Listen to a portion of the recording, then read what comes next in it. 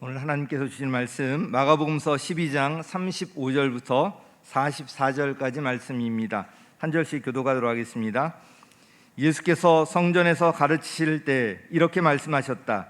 어찌하여 율법학자들은 그리스도가 다윗의 자손이라고 하느냐?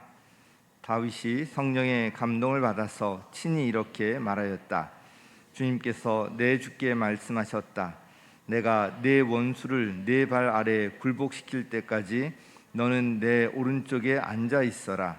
다윗 스스로가 그를 주라고 불렀는데 어떻게 그가 다윗의 자손이 되겠느냐?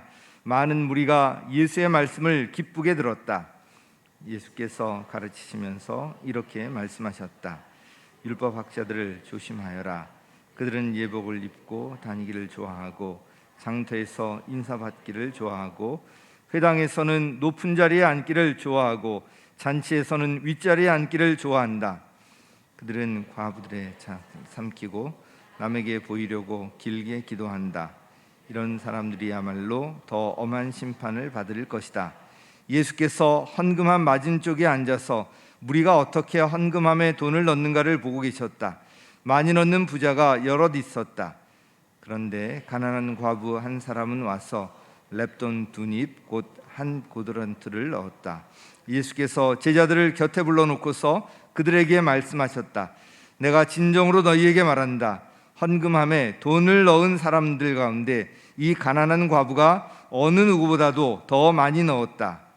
모두 다 넉넉한 데서 얼마씩을 떼어 넣었지만 이 과부는 가난한 가운데서 가진 것 모두 곧 자기 생활비 전부를 털어 넣었다. 아멘. 우리 요즘은 외모가 점점 중요시되고 있는 것 같습니다. 저만 해도 그런 것 같아요. 이 복장을 지난주와 똑같이 하고 왔어요. 왜 그러냐면 지난주에 몇 분이 젊어 보이세요. 이 말을 듣고 한 번 더 입어야지 이런 생각이 들어가지고 오늘 입고 왔습니다. 사실 외모는 오래전부터 많은 사람들의 큰 관심사였습니다.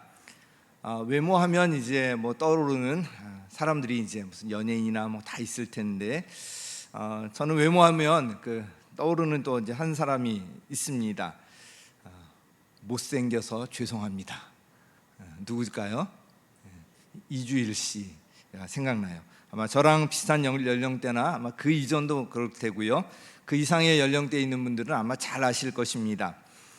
이주일 씨는 연예인으로 보니까 연극 배우로 또 코미디언으로 일찍 데뷔를 했지만 장장 20년간이나 무명으로 지냈습니다. 아마 20살에 이렇게 데뷔를 했는데 40세 될 때까지 무명으로 있다가 40세가 되어서야 이제 텔레비전 방송에 이제 나올 기회를 얻었는데 한 번 나오자마자 엄청난 이제 인기를 얻게 되었습니다.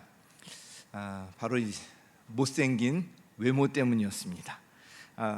외모 때문에 빛을 보지 못하고요. 그렇게 또 인기를 한 몸에 얻게 되었지만 이 못생겨서 죄송하다는 이것 때문에 당시 1980년이거든요. 그때 특정 정치인 그 어른과 그 외모가 닮았다 그런 이유 때문에 아마 그 밑에 있는 그 사람들이 이주일 씨 방송 출연 금지를 또 해서 몇 개월 동안이나 방송에 출연하지 못하는 일도 있었습니다. 지금은 참 있을 수 없는 일이지만 당시에는 그런 일들이 참 가능한 때였어요. 너무나도 참 속상하지 않겠습니까? 뭔가 인기는 없고 뭔가 그랬는데 방송 출연 정지를 해서 그래서 방송에 못 나오니까 오히려 이런 이제 콘서트 뭐 그런 걸 뒤에 열고 그런 공연을 열었다고 합니다. 그랬더니 오히려 더 많은 사람들이 몰려들고 방송에서 못 보니까 거기 가서라도 보려고 여러분 더 인기를 얻었다는 이야기를 들었는데 그는 이 외모 때문에 참 힘들었지만 오히려 그 외모 때문에 오히려 큰 인기를 얻은 사람이었습니다. 음악에 맞춰서 엉덩이를 흔들면서 추는 그 뒤뚱거리는 걷는 그 참 별것 아닌데 그 장면만 보면 사람들이 그냥 웃고 그냥 까무라치고 막 이럴 정도가 되었습니다. 그 일명 오리춤인데요. 하여튼 그 장면만 보면 아무 대사도 없고 한번 씩 웃고 그거 한번 하고 들어가면 난리가 났었습니다. 못생겨서 죄송합니다. 이 유행어를 만들어내면서 인기를 아주 한 몸에 얻는 대스타가 되었습니다. 당시 이주일 씨의 인기는 아주 전 국민적인 것이었어요. 어린아이부터 노인에 이르기까지 가히 폭발적이었습니다.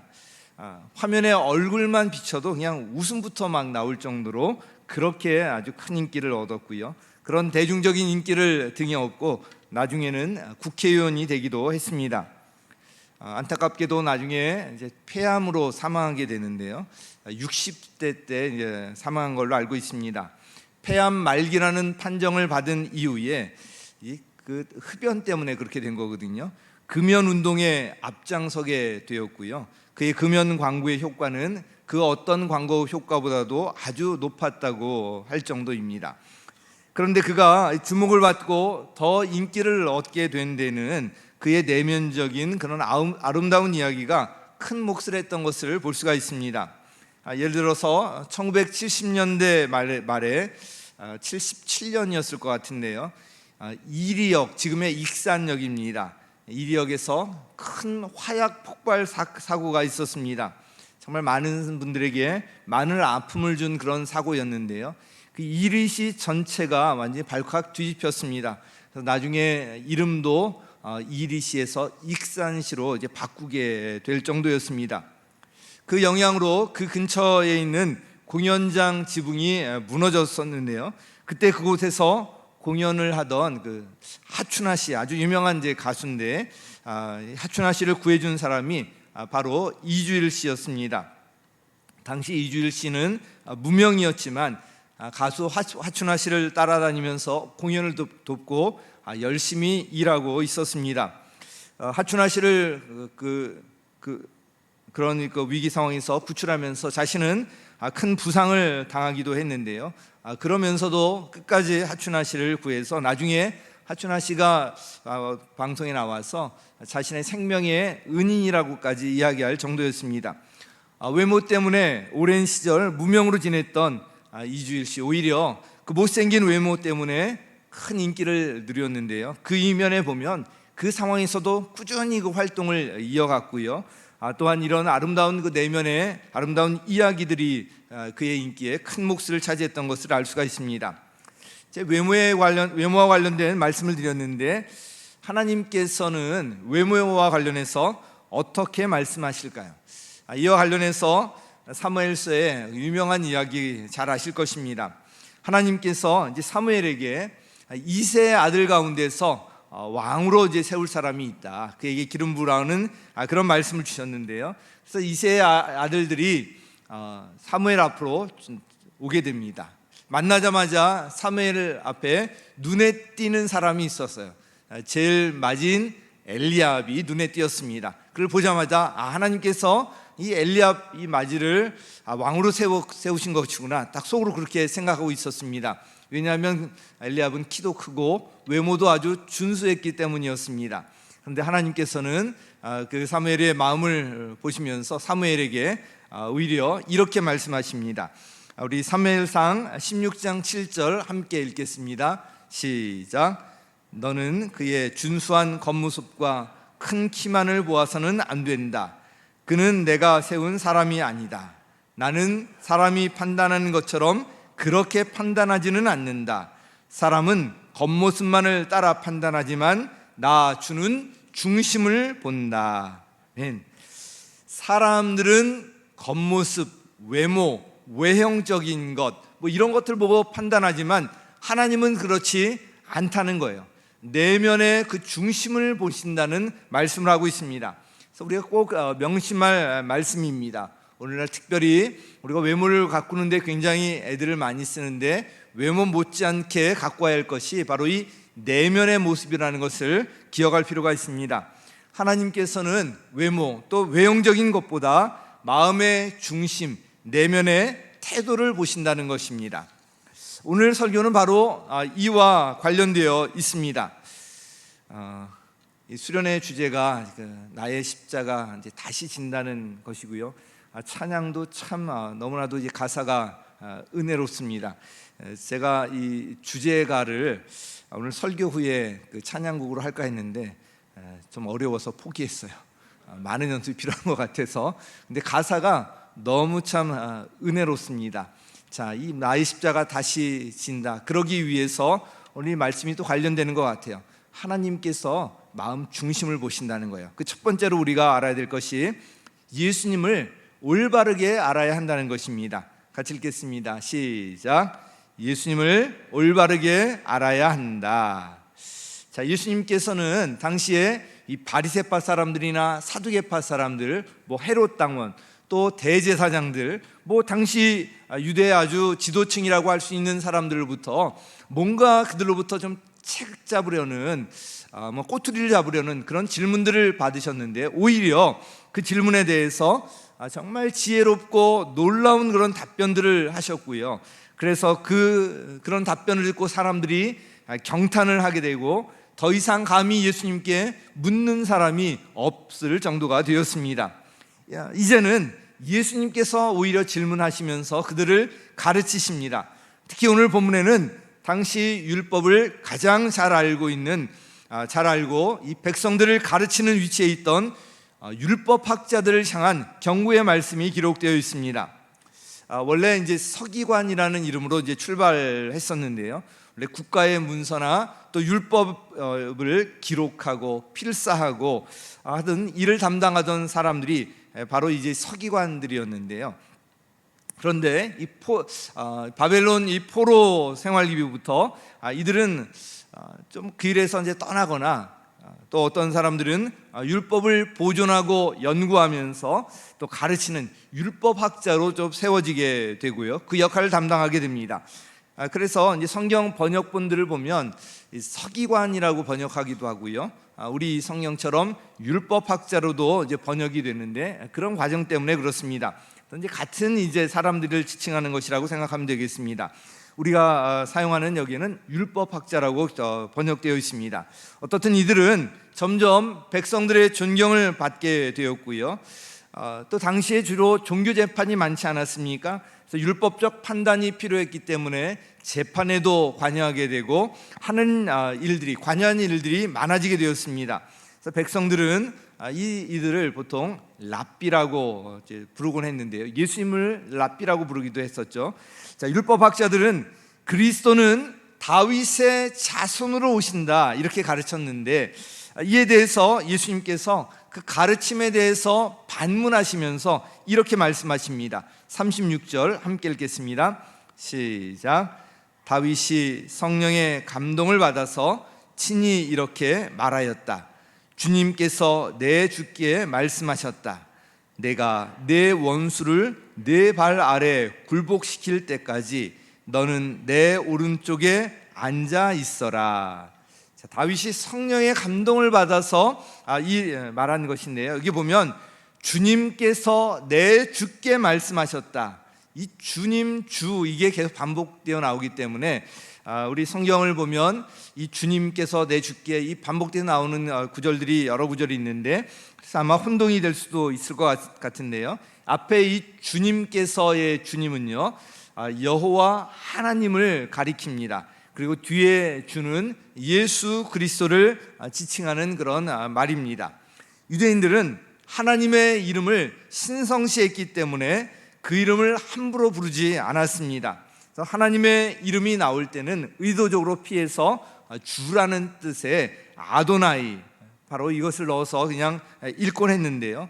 앞에 이 주님이 바로 이와 같은 전통에 따른 것입니다. 지금은 거기 이제 원래 이름이 어떤 것인가, 지금은 그 정확한 음역을 아마 야훼, 이게 맞을 것이다. 그래서 이제 야훼라고도 이제 많이 하는데, 그 사이사이에 이 모음을 넣어서 아도나이 주라는 모음을 넣어서 여호와라는 이름으로 우리가 많이 또 읽기 때문에, 또 그렇게 여호와 또는 야훼 이런 이름들이 지금은 혼용되고 있는 것 같은데요. 이런 전통 때문에 그렇습니다.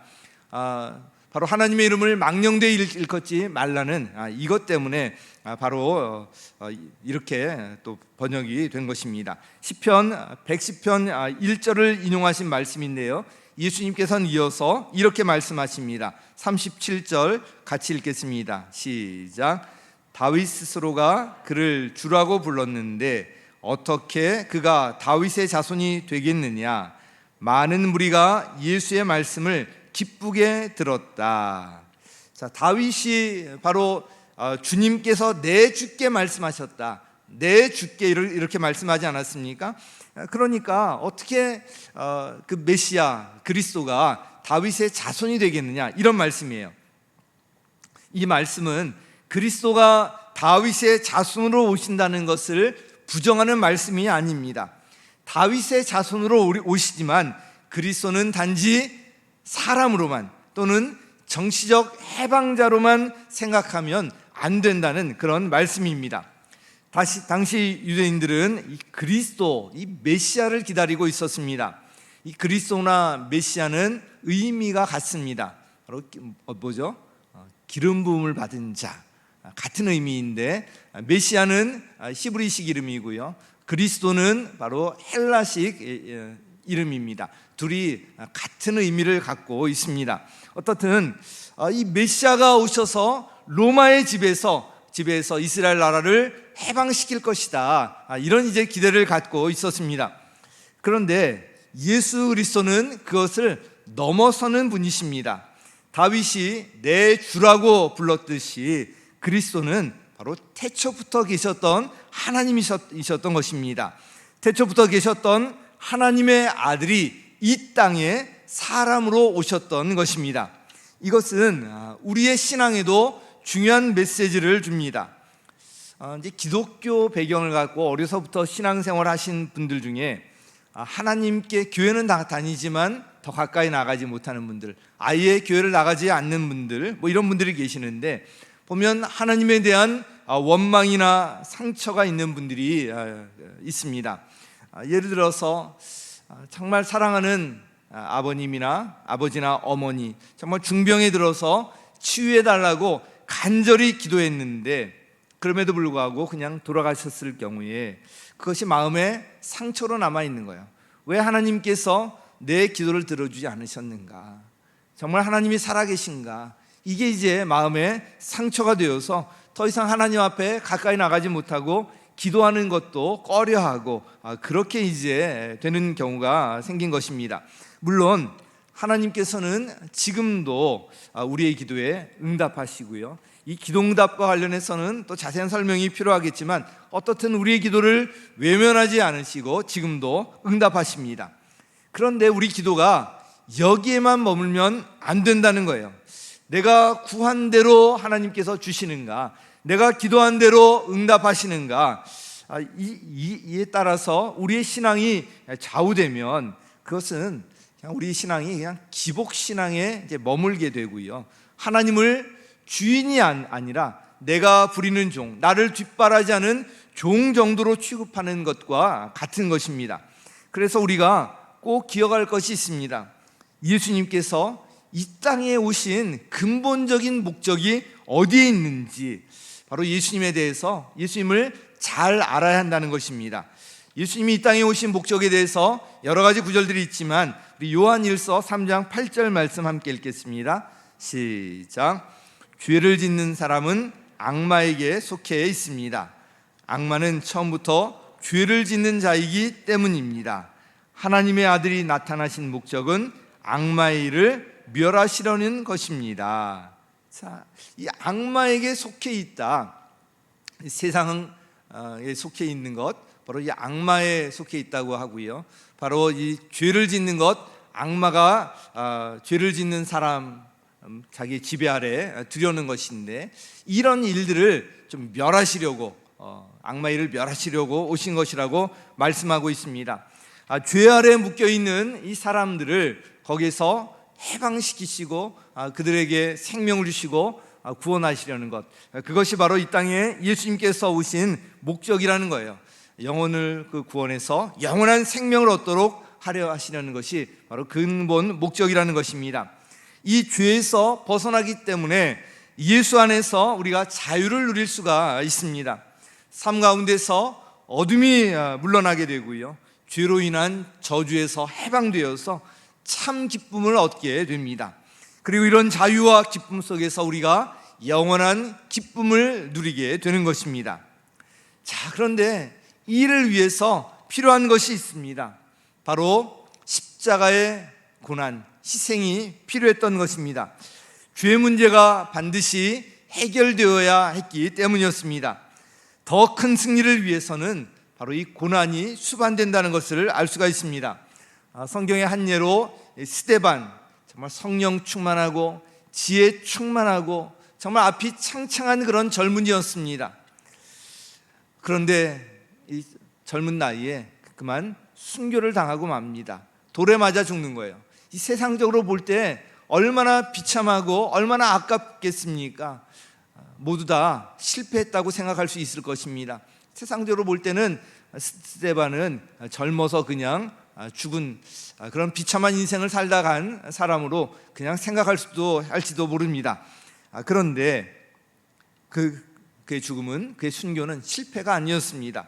그의 순교를 통해서 복음이 예루살렘 안에만 머물던 복음이 예루살렘을 넘어서 온 유대와 사마리아와 땅끝까지 이르러 복음이 전해지는데 그의 순교가 큰 결정적인 계기를 이루었던 것입니다. 그의 고난을 통해서 수많은 사람들이 생명을 얻게 되었던 것입니다. 사도 바울도 마찬가지입니다. 수많은 그런 죽을 고비 넘기고 고난을 넘겼지만 그를 통해서 많은 교회가 세워지고요, 수많은 제자들이 길러지게 되었습니다. 오늘 세상적인 그런 눈으로 볼 때 사도 바울이 무슨 가진 게 있겠습니까? 어디 편안한 생활을 했습니까? 그렇지 않아요.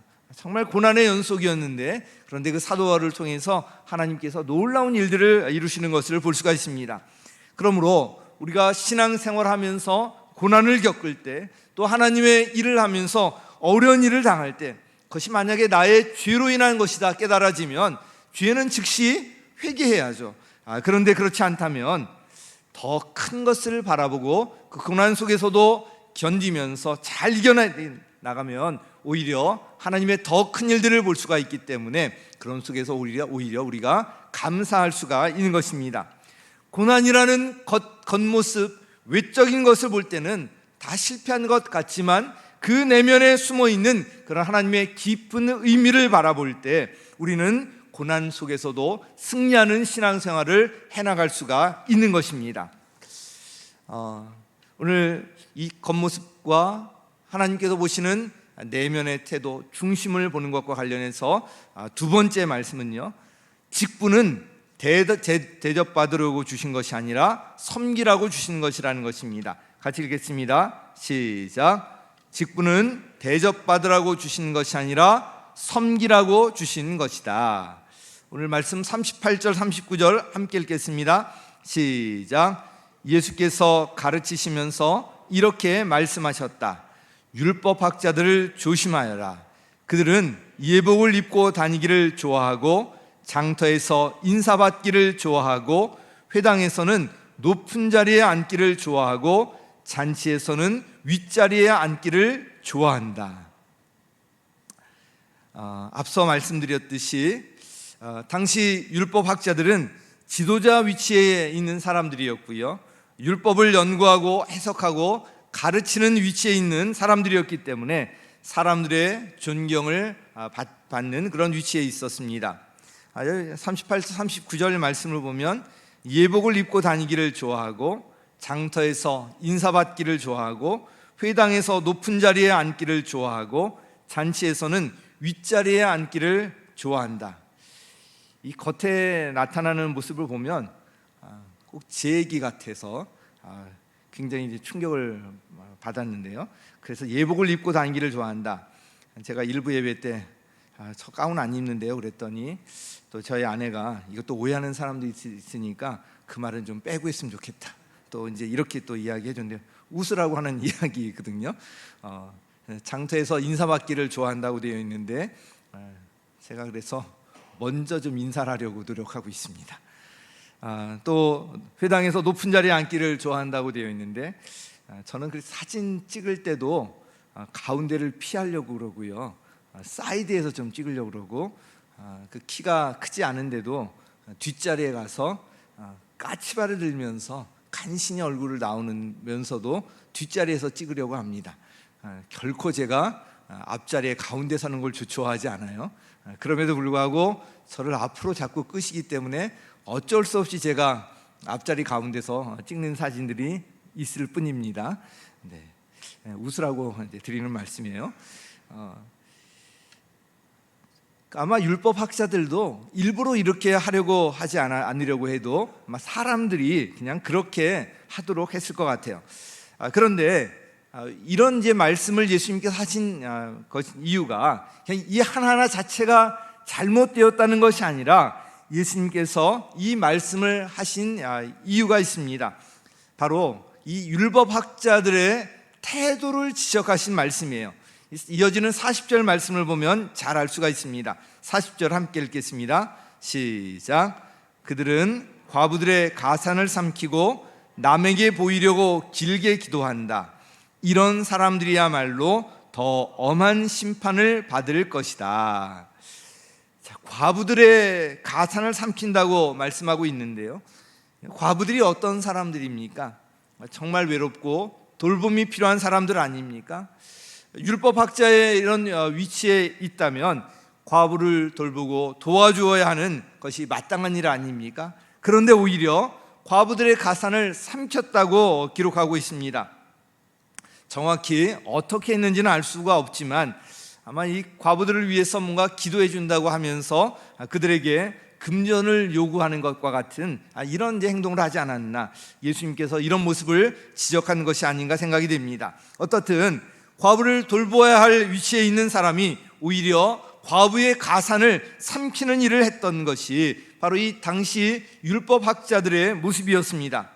그들이 기도하는 것도, 이 기도가 뭐예요? 하나님과의 대화 아닙니까? 진심으로 하나님 앞에서 믿음으로 기도해야 함에도 불구하고 남들에게 보이려고 그냥 길게 형식적으로 기도하고 있는 이것에 대해서 책망하고 있는 것입니다. 그들은 한마디로 신앙생활을 하고 있는 것이 아니라 형식적인 종교생활을 하고 있었던 것입니다. 대부분의 거의 모두가 그럴 텐데 율법학자들은 이 바리새파 출신들이었습니다. 바리새파 사람들과 율법학자들, 이들이 책망받은 이유가 바로 이런 모습 때문이라는 것을 우리가 기억할 필요가 있습니다. 이와 관련해서 우리가 기억할 것이 있는데요, 우리에게도 하나님께서 직분을 주지 않으셨습니까? 이 직분은 뭔가 어떤 자리를 내가 하나 차지하고 명예를 얻고 뭔가 대접받는 위치에 오르는 그것이 아닙니다. 직분은 더 많은 사람들을 섬기라고 주신 것입니다.